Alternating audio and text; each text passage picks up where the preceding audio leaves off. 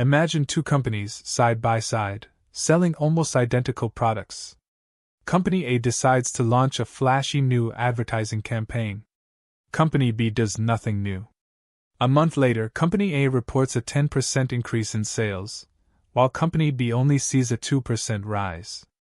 The CEO of Company A proudly declares the campaign a success, ready to invest millions more. But wait.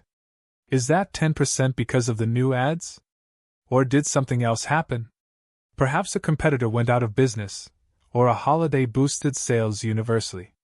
This seemingly simple question, did X cause Y, is at the heart of robust decision-making, both in business and in science. Moving beyond mere correlation, which often deceives, to establish true causality, is a profound challenge. Often, we observe two things moving together. Ice cream sales go up, and so do shark attacks. Clearly, eating more ice cream doesn't make sharks more aggressive. This classic example highlights confounding.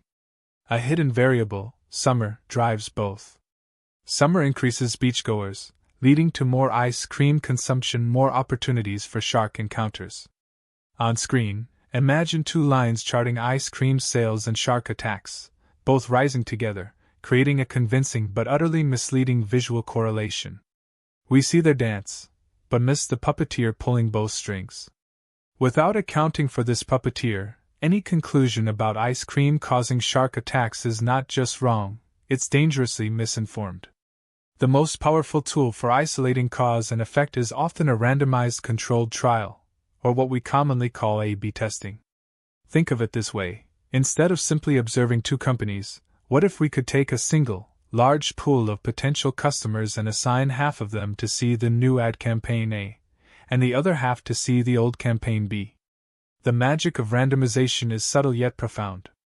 By assigning individuals randomly, we ensure that, on average, all other potential confounding factors, age, income, prior purchasing habits, even the weather and their location, are evenly distributed between Group A and Group B. Visually, imagine a cloud of diverse customer profiles. When we randomly split this cloud into two, the characteristics of each resulting subcloud become statistically similar. The only systematic difference between the two groups is the exposure to campaign A versus campaign B. Now, if we observe a significant difference in sales between these two groups, we can confidently attribute that difference, or at least a large part of it, to the ad campaign itself. This direct, unambiguous link is why A/B testing is the gold standard for causal inference. It allows us to directly measure the effect of an intervention. But what if randomization isn't possible?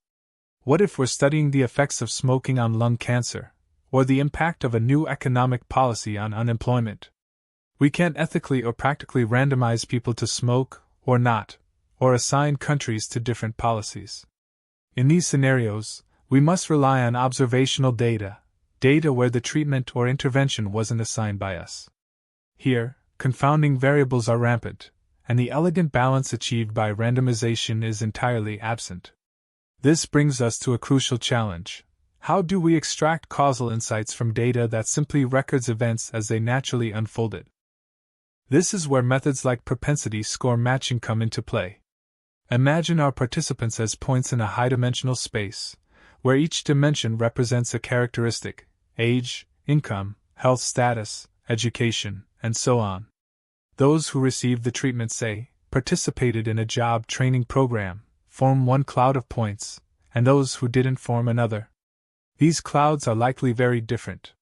The program might attract younger, more ambitious individuals. Our goal is to make these clouds comparable. Instead of trying to match on every single characteristic, which is incredibly difficult in high dimensions, propensity score matching introduces a brilliant simplification. It calculates, for each person, a single number, the probability that they would receive the treatment. Visually, this is like projecting all those high-dimensional points onto a single line. Now, for each treated individual, we search for one or more untreated individuals who have a very similar propensity score. In essence, we're creating synthetic control groups that like the treated group in terms of their observed characteristics, thereby attempting to mimic the balance randomization would have provided. If we effectively balance the observed confounders this way, We can then compare outcomes between the matched groups and get a much clearer, albeit conditional, estimate of the causal effect. While matching helps address observed confounding, it doesn't solve everything. What if the causal relationships themselves are complex, with multiple variables influencing each other in intricate ways? This is where causal graphical models provide a powerful framework for explicitly encoding our assumptions about causality. Imagine a network of nodes, each representing a variable, connected by directed arrows indicating a causal influence. For example, summer might have an arrow pointing to ice cream sales and another to shark attacks. This visual representation, called a directed acyclic graph, or DG, allows us to immediately see how summer confounds the relationship between ice cream and sharks. It shows us that simply correlating these two variables is misleading because they share a common cause. Or consider a different structure. Two variables, say marketing spend and product quality, both influencing customer satisfaction. If we analyze customers with high customer satisfaction, we might inadvertently create a spurious correlation between marketing spend and product quality because we've selected on a common effect, a collider.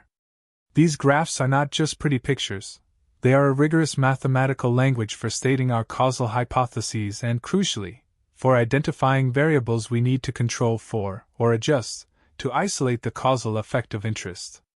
From the elegant simplicity of A/B tests that balance our world through randomization, to the artful rebalancing of observational data using propensity scores, and finally, to the explicit mapping of our causal intuitions with graphical models, our journey towards unveiling causality is one of moving beyond mere observation. The ultimate goal isn't just to describe what is, but to understand what under different circumstances, to truly grasp the counterfactual. By carefully applying these statistical frameworks, we move from passive correlation to active understanding, enabling us to make robust, actionable decisions with far greater confidence.